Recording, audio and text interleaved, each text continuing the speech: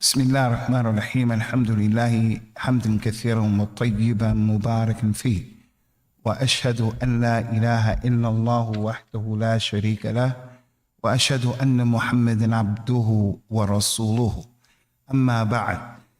This morning at Fajr time, there was a brother who came. He's been a Muslim for about 6 years, but he has different types of struggles in terms of how to understand things. And due to not being around people who really know the religion, he was making a really serious, grave error that he didn't understand. So I told him, inshallah, today that I would deal with it, but he called us and we spoke to him, and he said he couldn't come because he did what's that place called? He did the Epcot thing all day, so he was too tired. So we said, okay, no problem. We'll still deal with it, especially in light of the fact it's an important lesson for all of us. It's a really serious issue that we have to know and we have to be on top of. And then we have our brother Bo, who's a brand spanking new Muslim over here. I saw him Friday, and I knew he was a Muslim because he was with brother Zakaria, and they were doing Sunnah prayers, and I didn't get a chance to talk to him. But it's important that this is comprehended. And it's not a difficult situation, really. And it's about, the whole issue of hypocrisy and Nifāq. To fall into hypocrisy is a major sin. And once a person becomes a Muslim, no one around him really knows, is this truly a Muslim or not? Because that's between the individual and Allah. Only Allah knows what's in the heart of a person. So hypocrisy is an issue that we should be afraid of, because the companions were afraid of hypocrisy. So if we're claiming that we are people who want to follow Islam the way the companions followed it, how did they understand Islam? That's what we want to do. One of the things that they did was they were afraid of hypocrisy for themselves. And it's very easy for a person, he's a real Muslim, but it's easy for a person to not be aware and cognizant of the need to always have fear that you're doing actions of the munafiqeen, that your Islam is not perfect. Everybody's going to fall short of the mark. So the first thing I want to mention for that brother, especially and for all of us, is that there are two types of hypocrisy in Islam, both of which are dangerous. But there are two types. The first type is the hypocrisy that if a person has it, he's not a Muslim. He's a kafir. Like the hypocrites during the time of Prophet Muhammad sallallahu alaihi wasallam, and the hypocrites now. And they've been dealt with in many surahs of the Quran. There is a surah named Al-Munafiqun after them, because they're dangerous. So the first type of hypocrisy is the person who's doing this, he's outside of Islam. He's not a real Muslim. And then the other one is the hypocrisy of actions that real Muslims fall into. Muslims do this type of hypocrisy, but they don't go outside of the religion. And this is where it becomes dangerous for a person to say, because this Muslim is doing something that's been described as hypocrisy, and he says, you're a munafiq, and he deals with them like that. This is what we can't afford to do. We can't afford to be straight up hypocrites, nor can we afford to look at hypocrisy as being small, nor do we say to a Muslim, someone who we see doing something that has been described as hypocrisy, we say, you're a kafir, you're a hypocrite. The Prophet said, as you all know, sallallahu alaihi wasallam, if a Muslim says to his brother, ya kafir, a Muslim says to another Muslim, hey kafir, then that word goes up to Allah's throne, and it shakes the throne, and it comes back, and it falls on one of the two. It is a serious issue to excommunicate people and put them outside of Islam when they don't deserve to be outside of the deen. As for the first type of hypocrisy, Allah mentioned in the Quran, وَمِنَ النَّاسِ مَنْ يَقُولُ آمَنَّا بِاللَّهِ وَمَا هُمْ بِمُؤْمِنِينَ يُخَادِعُونَ اللَّهَ وَالَّذِينَ آمَنُوا وَلَا يَخْدَعُونَ إِلَّا أَنفُسَهُمْ وَلَا يَشْعُرُونَ. There are those people who say, we believe in Allah and we believe in the last day. Allah said, and they don't believe. They say it, but they don't believe. They tried to trick Allah and they tried to trick the believers into making them believe that they're believers. But Allah said they only trick themselves. You can't trick Allah. You could trick the people, but you can't trick Allah. So this is one of the ayahs that established, they say, I'm a Muslim, I'm a believer. But they don't believe in Allah, they don't believe in the last day. Inwardly, it's something they don't have. They're disbelievers. That's the Nifāq. That's outside of the religion of Al-Islam. And we had them during the time of Rasulullah sallallahu alaihi wasallam, and we got them now. We have them right now. The second hypocrisy is the hypocrisy of actions. It doesn't take you outside of Islam, but it is a quality of the munafiqeen. He said that the ayat of the munafiq, the quality, the description of munafiq are three things. If he speaks, he lies. If he promises, he breaks his promise. And if he's given an amana, if he's given a trust, he breaks his trust. Another hadith added on to those two things. If that individual khasama, if he argues fajara, he'll become like a fajr. He'll curse you out. He'll swear you. When he gets upset, you start arguing. He's swearing and cursing like a sailor, but he's a Muslim. Another hadith, another said, إِذَا ahada غَدَرْ. If he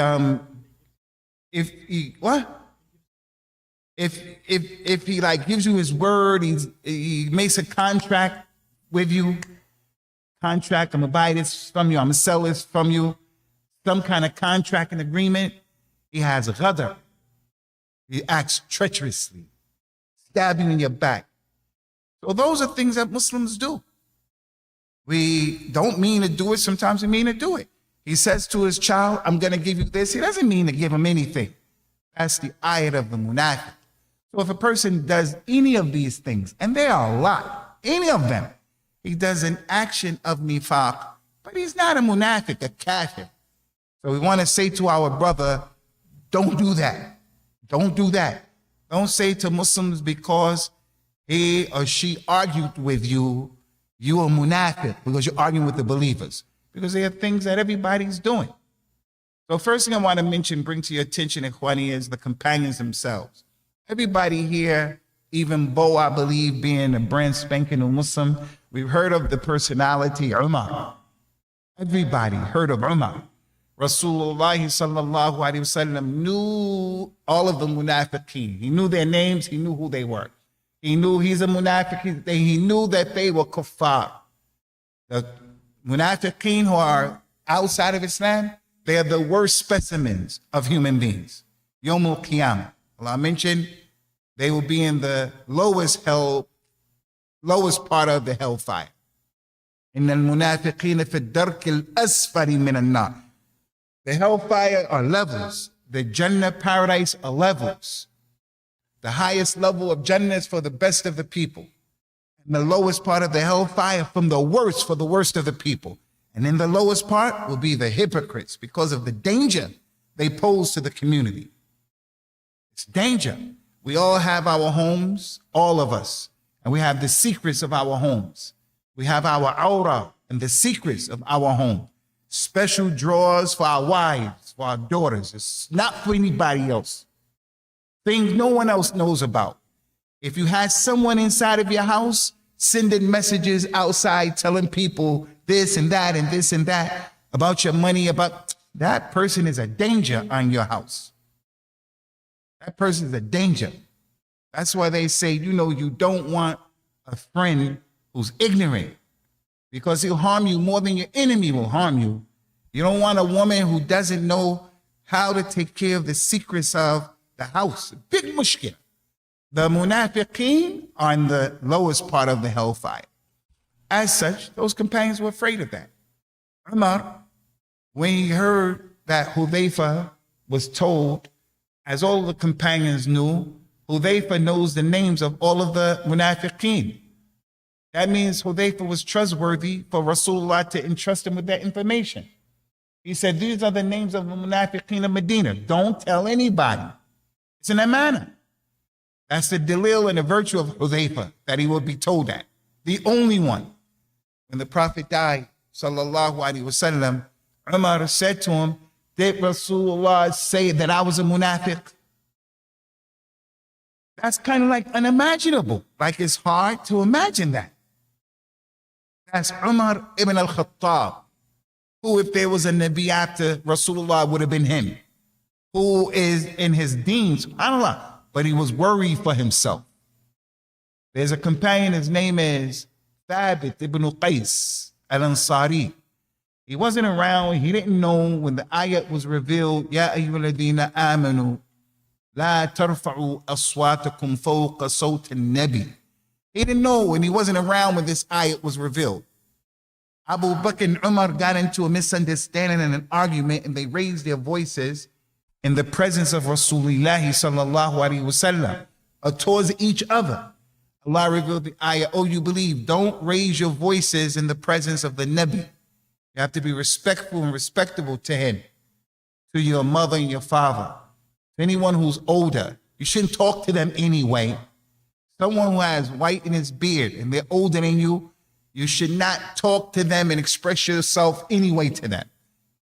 A person in position of authority in al-Islam, it can be the Amir al-Mu'mineen, it could be the judge, it could be the policeman, it could be the director of the Masjid. You don't have to agree with everything that the Amir al-Mu'mineen says. You don't have to agree with everything that the policeman says. You don't have to agree with everything that the judge says. You don't have to bow to any of them neither. You don't have to do any of that. But in our deen, you should respect people like that. Your mother, your father, the elders, you should respect them. Abu Bakr and Umar started arguing with each other, raising their voice, and the ayah came down and said, don't raise your voices in the presence of Rasulullah. So everyone knew what it was revealed for, and everyone knows what it means directly and indirectly. But one of the companions who I mentioned, Qais ibn Thabit, he wasn't there. When he heard the ayat were revealed, he became sad and he stopped going out of his house. It was the sunnah of Rasulullah to start asking, where is Bo? I haven't seen him in a long time. Where is Zakaria? I haven't seen him in a long time. Where is Yunus? I haven't seen him in a long time. The people will say, he's sick, he traveled, this and that. Where is Bo? He says, where is Thabit ibn Qais? A man said, I'll see Ya Rasulullah. He went. Rasulullah is asking for you. Where you been? He said, the ayat was revealed. Don't raise your voices over the voice of the Nabi. And I'm a loud person. I think Allah revealed that ayat because of me. That man went back to Rasulullah and said, Ya Rasulullah, he said this and this about the ayat. He said, that ayat wasn't talking about him. Tell him he's from the people of Al-Jannah. So the point here is, he was afraid of a Nifāq. He was afraid that this ayah, whoever does that, his deeds will be rendered null and void. Last thing I want to mention is what the Tabi'i said. His name was Ibn Abi Mulaika. Abdullah Ubaidullah Ibn Abi Mulaika. He said, Adraktu 30 min ashab al-Nabi. I met 30 of the companions. Who did he meet? Ali, Anas, Aisha, Hudhayfa. He said, I met 30 of the companions.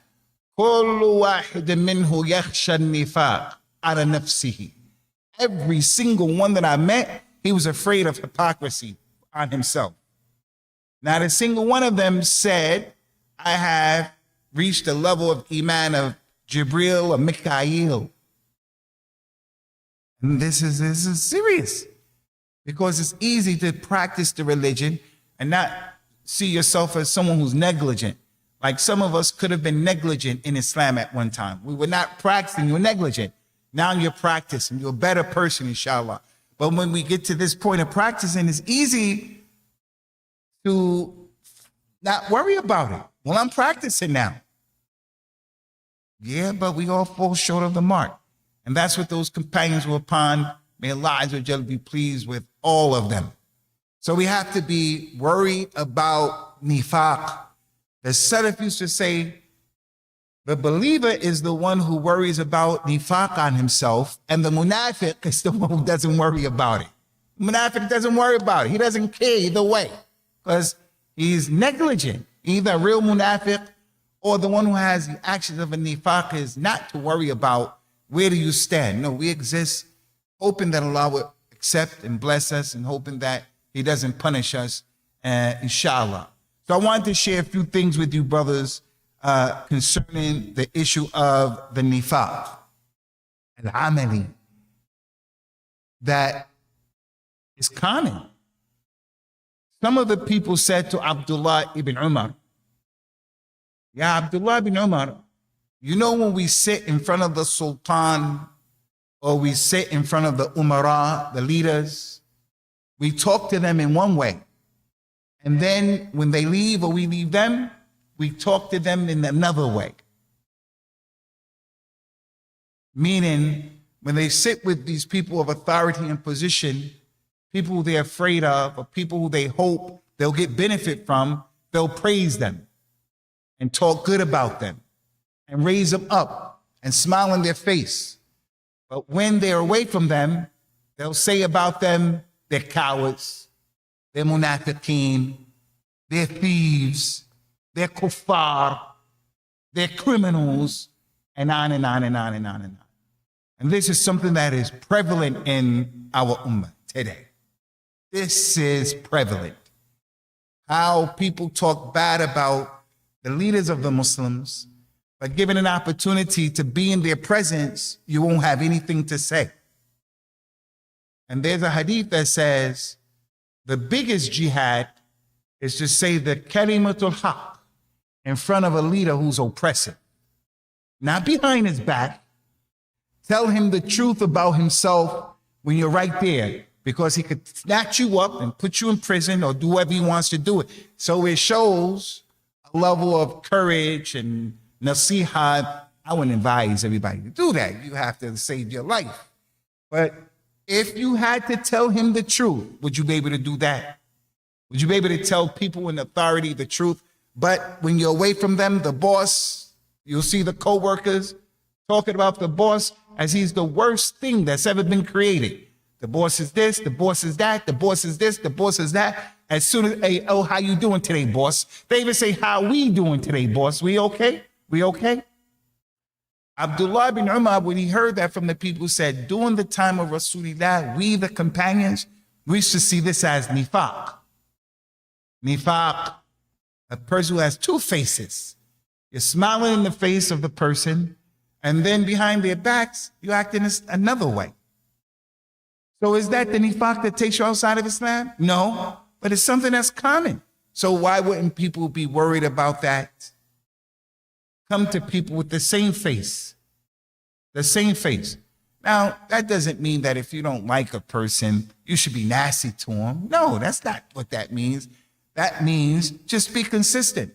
We should be nice to people in front of them, and we should be nice to people behind their back, unless it's a religious reason that causes you to be otherwise. So that's the first thing we wanted to mention. There's a hadith that the Prophet mentioned about those munafiqeen, and it could be applicable, sallallahu alaihi wasallam, to the munafiq outside of the deen and to the actions of nifaq. He said about the munafiq, مثل المنافق كمثل الشاة العائرة.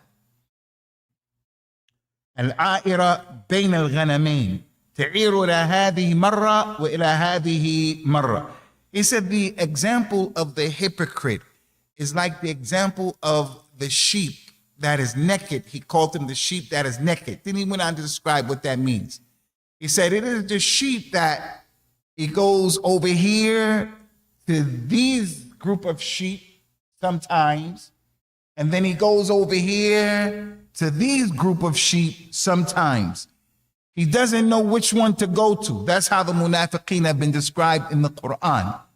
مُذَبْذَبِينَ بَيْنَ ذَلِكَ لَا إِلَى هَؤُلَاءِ وَلَا إِلَى هَؤُلَاءِ.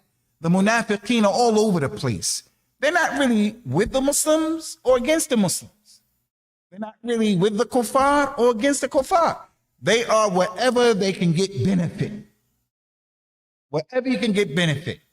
If the benefit is with being with the Muslims and eating pizza and kebsa, makluba, and eating whatever, getting his zakat and sadaqah, he's with the Muslims. Because there's something in it for him. If he has to turn on the Muslims and tell the non-Muslims and lie on the Muslims and say the Muslims are doing this, he lies or tells the truth. He doesn't care. It's wherever he can get benefit. So that is an example of the characteristics of the munafiqeen who are outside of Islam and also the one who was in Islam. When he's working with the people, his relatives, whoever non-Muslim, he talks like them, he acts like them, he eats like them. There's no difference between him and them. If you were to see him in that environment, you wouldn't know he's a Muslim. He changes his name. He doesn't want to give you salams. He won't give you salams. He'll change his name. Everything about him. He won't go to Jummah. He won't pray. Everything about him is, I'm with these people. And then when he comes with the Muslims, he'll pray with the Muslims. He'll say salams. He'll let you call him his name. Oh, you got to be a Muslim here. You got to be a Muslim there all the time, whatever the case may be. That's the second issue. Another issue, Khwari, that I wanted to share with you, brothers, is what the Nabi said, sallallahu alaihi wasallam, about the munafiqeen. This is important, bro. There were two real hypocrites outside of the fold of Islam. They were outside of the fold. And they were saying things and they were doing things that kept on annoying Rasulullah and the people, sallallahu alaihi wasallam. When he left and he came into the house, he said to our mother Aisha, his wife, Ya Aisha, I don't think, meaning they don't. He said, I don't think that Fulan and Fulan know anything about our religion. I don't think, because of what they were saying, how they were behaving, he was saying, this person and that person, they don't know anything about our religion because of the way they behave. The reason why he said that is they were munafiqeen. They were outside of the religion, and the things that they were saying and the ways that they were acting, they were not indicative of someone who's a real Muslim, wouldn't be doing those kinds of things. Munafiq, he doesn't care. He'll steal from the masjid, he'll steal the money from the masjid, whatever. So one of the signs that we have to avoid of a nifāq is being people who don't know your religion. We don't learn the religion. We don't have any questions that are concerning us as it relates to things we need to know. We have to know about the religion, how to dress, how to eat, how to buy, how to sell, how to walk, how to sit down, how everything, our whole religion. You have to know about our religion. What do you do when you come to the masjid? You have to know. There are things. Yes, Islam is a religion that has rules and regulations. Christianity is a religion, do what you want to do. Do whatever you want to do. Interpret how you want, be how you want, anything is okay. And they make that permissible for themselves. Judaism goes overboard in their do's and don'ts, and it makes things difficult for the normal life. In Islam, we have rules and regulations that go along with your life, but they're there. They are there. How do you do everything in Islam? Rules and regulations. Now, when I say rules and regulations, I don't want to sound like a military camp, rules and regulations. Rules and regulations mean when you come into the masjid, we take our shoes off. Which shoe do we take off first? Which shoe do we put on first? Which shoe do we take off first? So we go in the toilet one way, we come out of the toilet one way. Which hand do we eat with? Which hand we give with? Which hand we drink with? When we go and use the toilet, this is rules and regulations. Rules and regulations about everything. So when those two people were behaving in a way where he said, I don't think they understand anything about this deen. So we have to learn our religion. And that's what I wanted to mention to our brother. Listen to this hadith. They said the companion Salama ibn al-Aqwa, may Allah be pleased with him, he said, we were returning from a journey, And we went to visit a man with the Prophet sallallahu alaihi wasallam. The man had a very, very high and a very, very bad fever. This companion said, Wallahi, ma ra'aytu kal-yawm rajulan ashadda harran. I never saw anyone with a fever as high as his temperature. This man's temperature is high. The Nabi, he says, sallallahu alayhi wa sallam, Ala ukhbirukum bi ashad harra minhu yawm al-qiyamah. Should I not tell you of someone whose temperature would be hotter than his yawm al-qiyamah? They say, yes, Ya Rasulullah. There were two men who, when the Prophet came, they started leaving and riding on their horses, like not to listen to him. He said, two men, those two right there, who were driving away. So why? Because they were two munafiqeen. They made i'rad. When the Prophet came, they don't want to listen to him. And that's what they used to always do. The leader of the munafiq, his name was Abdullah ibn Ubay ibn Sulul. He was a powerful man in Jahiliyyah in Medina, and he didn't accept Islam. He said he did, but that man used to make trouble. And his son was a good Muslim. His son was a good Muslim, a companion. When the Prophet would come, this man would say, Ya Muhammad, get away from me, you and your stinky horse, your stinky camel, your stinky donkey. Both of you are bothering me. And he used to talk like that to him. He used to talk like that to him. Bainama, as we mentioned in the khutbah, the people from Abdul Qais, when they came to meet him, they were happy. They left everything unattended just to go look at him and to kiss him and adorn him with affection. But this man used to always never lose the opportunity to talk bad about Rasulullah and his companions. And that's the munafiqeen. They're always against the Muslims and al-Islam, and they don't even know it. The person may not be a real munafiq, but he's always critical of the Muslims, always. The Muslims can be blamed, and the Muslims should be blamed in their right context. And I want to repeat this again. I believe from the ways of the munafiqeen is a situation in Palestine when all certain people do is they only blame Hamas. It's not right. It's as if you're not seeing what those people, I'm sure you brothers have seen what that place looks like now. You've seen that, right? I mean, that's all you see is what Hamas does. Hamas is a problem. But is that all you see? And that's all we can hear from you? Well, there's something wrong with you. There is something wrong with you.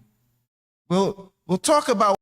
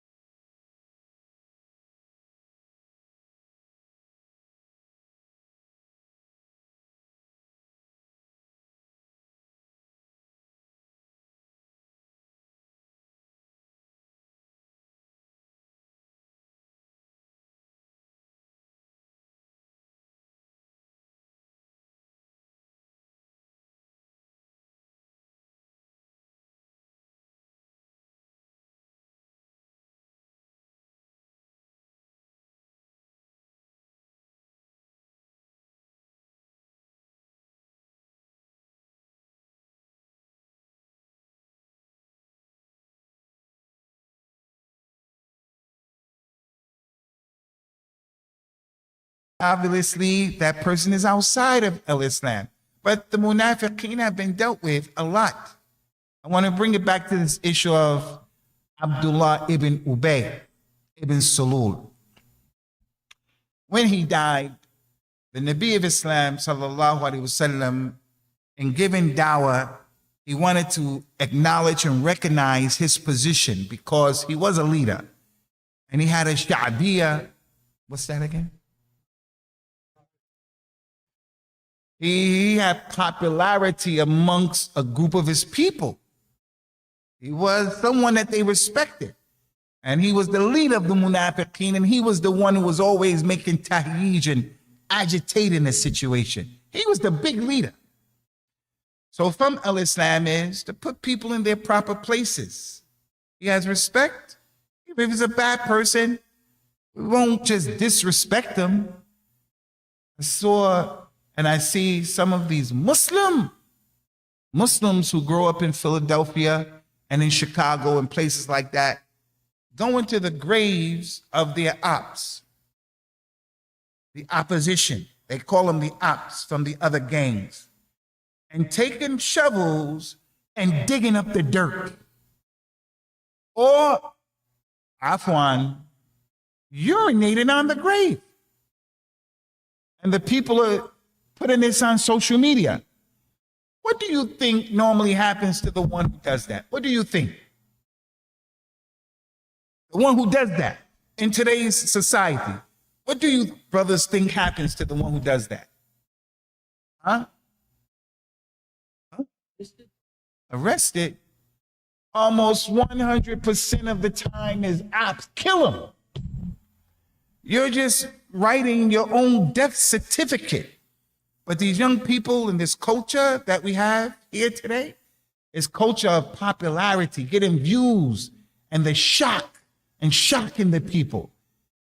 By doing this, all you're telling people is to come and get you, and they're gonna come and get you. And it's in our culture. African American, it's in our culture. And the kids in our class know all about this stuff. They know all about, they know the names, they know the incidents. Are they doing that? No. But some of them have that language where the Palestinian guy will call the Moroccan guy, you N-word. And he doesn't mean it in any way, it's just kalam. So anyway, that action of urinating on a grave, and who does that? Who does that?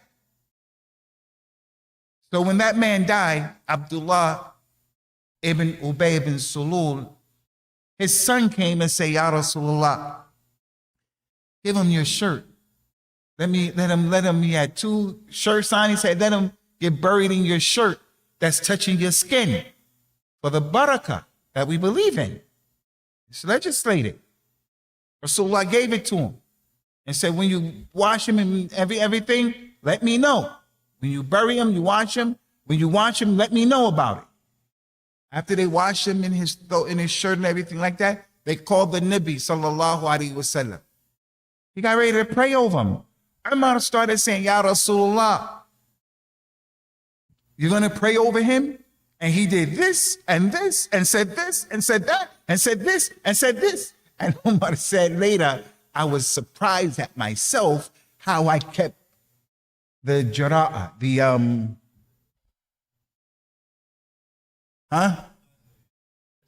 that I was surprised at myself how I dealt with it.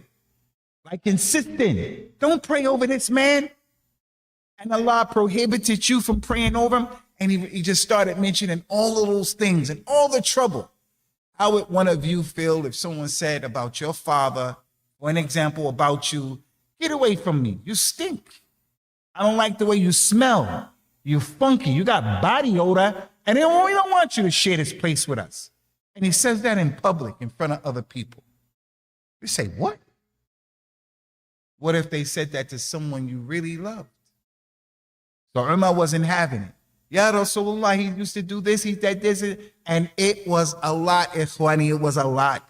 The companions would be traveling for al-jihad, and this man in a journey would say something and do something and make both sides almost fight. In the story of the people accusing Aisha of having relationships, this man, and the people with him are the ones who get involved and say, yep, this is, And civil war almost breaks out from these kinds of people. Literal, real civil war between the Muslims. That's why we always have to be careful. Like on the internet, some of these people are just trolling. They're just trolling. Some of them are Yahud, Kuffar. Some may be the jinn. They're just trolling. And Muslims are fighting each other. Brawi, Deobandi, Salafi, Sufi, and just fighting. No, I don't agree with you. I don't agree with you. I don't agree with you. I don't agree with you about these issues. But there's a way that I can put that across. And there's a way you can put that across. But the way we're doing it, it's like just this fighting between the Muslims. And everybody knows that element of trollers is always there. They're trolling you to get a rise out of you. This man, he started this stuff. Prophet sallallahu alaihi wasallam listened to Umar. He told him, hold on, Umar, take it easy. Take it easy. He said, Allah gave me a choice. Can I pray over him and not pray over him? The ayah said, istaghfir lahum aw la tastaghfir lahum.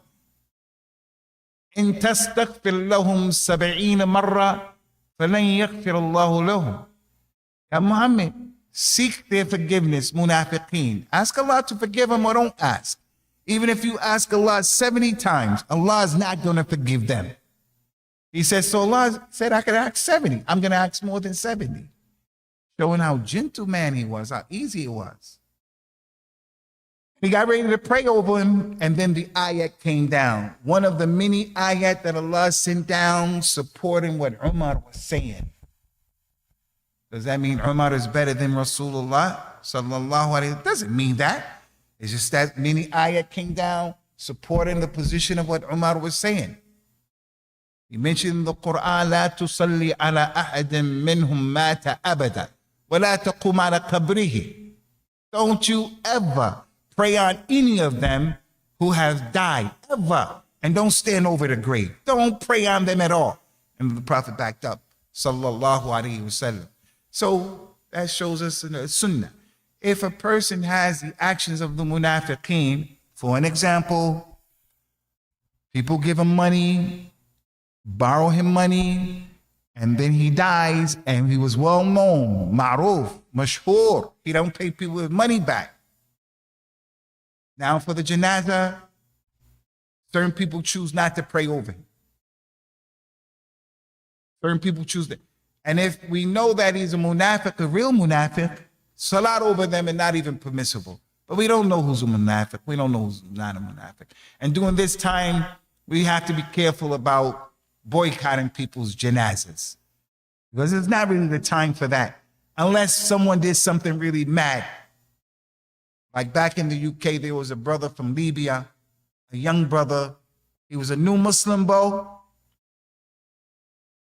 and he hooked up with the wrong extreme other new young Muslims.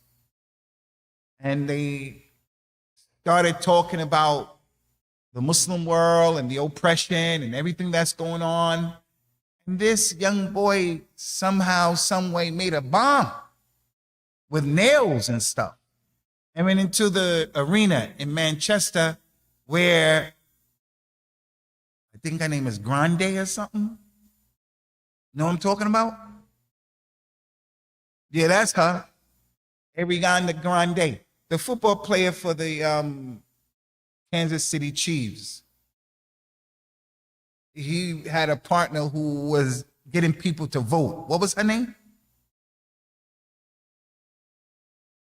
Yeah, because of a celebrity, a lot of people were going to vote because of what she had to say. Yeah, Taylor Swift. It's not her.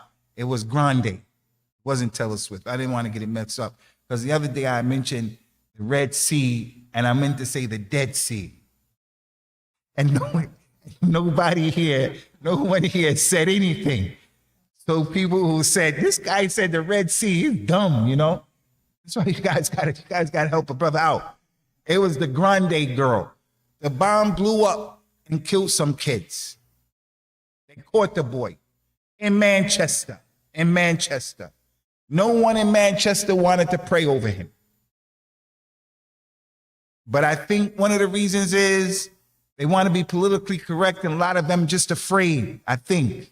Because that's our brother. At the end of the day, he's our brother. So they came to where I was, not far from Manchester, and they said, would you want to pray?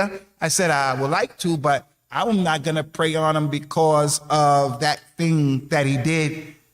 Praying over, I don't want to seem like I condone that. And I spoke about that. But someone should pray on him. Someone should pray on him in silence. It doesn't have to be a masjid, but someone should pray on him because he's a Muslim. That's the haqq of a Muslim. But the point is, we're not going to pray on him because we want to send a message saying to the people, to the Muslims first, and the non-Muslims as well, and giving dawah. We don't condone this. It's not from our religion. And then you're going to have those other young Muslims who can't understand that position of yours. They look at it as being coward.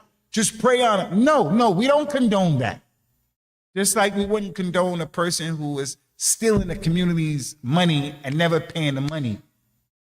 So the Prophet ﷺ wouldn't pray on some of those individuals. So as it relates to this issue of Nifāq, Ikhwani, it's really a simple, it's not a difficult issue. Nifāq of disbelief, we stay away from that altogether. And when we know someone says something or does something, Dr. Umar Johnson. You guys heard of Dr. Umar Johnson?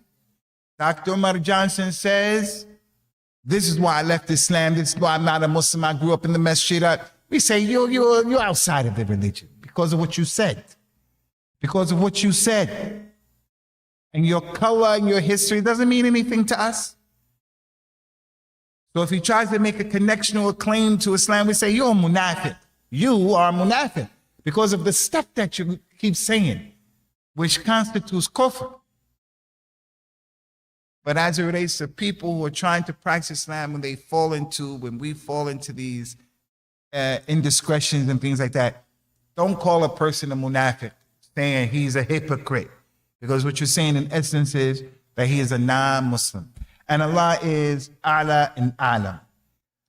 Hudayfa, he mentioned, and I want to share this with you, brothers. Hudayfa has a lot of kalam about the munafiqeen.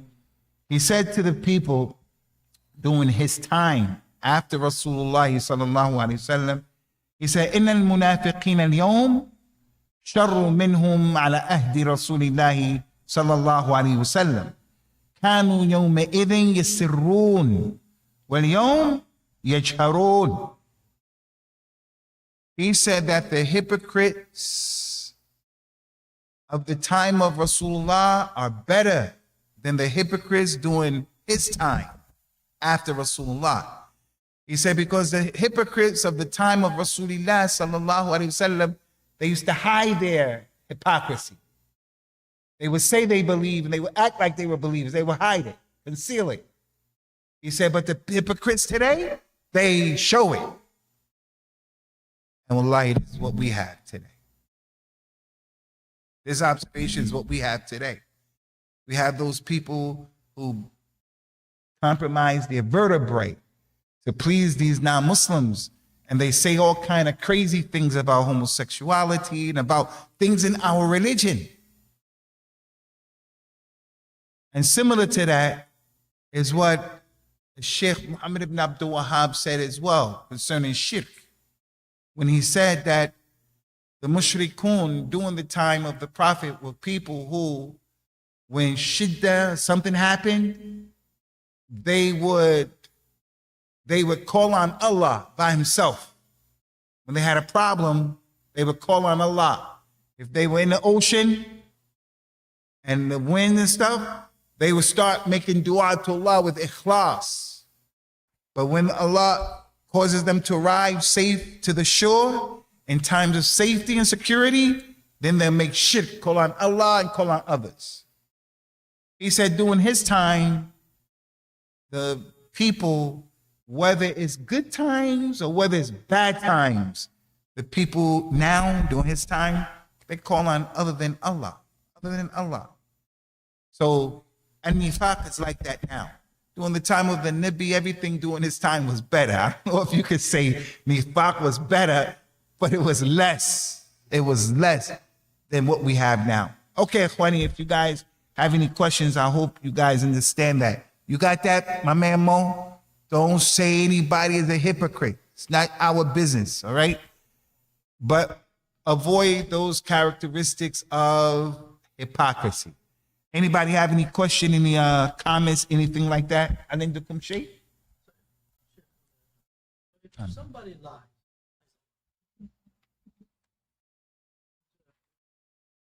he lies a lot,